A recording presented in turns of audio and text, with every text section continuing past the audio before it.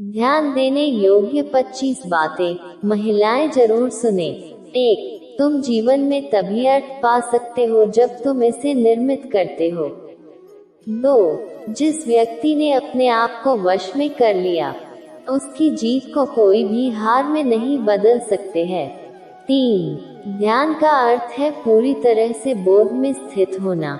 पूरी तरह से मुक्त होने का यह अकेला मार्ग है। 4. जुनून जैसी कोई आग नहीं है, मूर्खता जैसी कोई जाल नहीं है, नफरत जैसा कोई दरिंदा नहीं है, लालच जैसी कोई धार नहीं है। 5. शांति हमारे अंदर से ही आती है, इसे बाहर ढूंढने की कोशिश ना करें। 6. हर सुबह हम पुनः जन्म लेते हैं। हम आज के दिन क्या करते हैं यही सबसे अधिक मायने रखता है। 7. 3 चीजें ज्यादा देर तक नहीं छुप सकती, चंद्रमा, सूर्य और सत्य। 8. जो अनिश्चितता से बचने की कोशिश करते हैं, वो संभावनाओं से भी चूक जाते हैं। 9. प्रार्थना और ध्यान इंसान के लिए बहुत जरूरी है। प्रार्थना में भगवान आपकी बात सुनते हैं और ध्यान में आप भगवान की बात सुनते हैं। 10. जब तक आपने नहीं की है, सिद्धांत बेकार है। कोशिश करने के बाद सिद्धांत जाहिर है। 11. हम नकारात्मक बातों से जितना दूर रहेंगे, हम उतना ही खुशी के नजदीक रहेंगे। 12.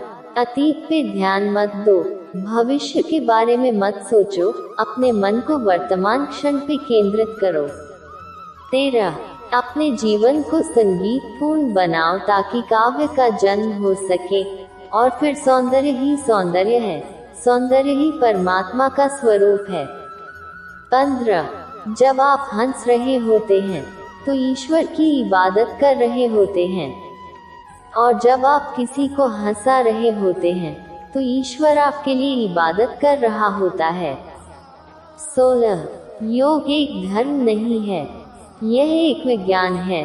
सलामती का विज्ञान, यौवन का विज्ञान, मन, शरीर और आत्मा को एकीकृत करने का विज्ञान है।